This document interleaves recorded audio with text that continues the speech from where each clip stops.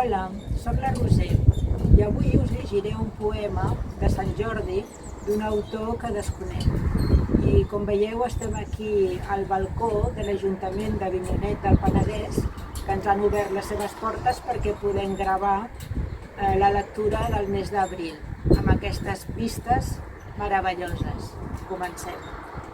Vas buscant arreu poemes que t'expliquin novetats per reviure la festa lletrada arreu més celebrada. I sols trobes els més clàssics, només aquells tan consagrats, que ens reciten la llegenda i ens passegen pels altars.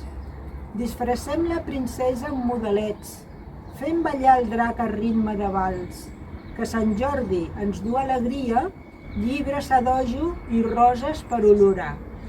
Jocs florals amb aromes a les lletres, i sol i pluja i hores de cultura als carrers, les lectures col·lectives i a les biblioteques la vida excelsa dels humans.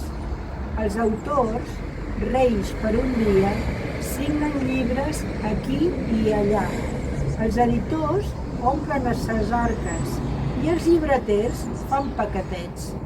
I si no trobes més poemes, fes servir aquest d'aquí. T'ofereix alegria per a un dia que és seu de festa des del matí. Acoloreix tots els indrets i musica el pas d'un munt de gent.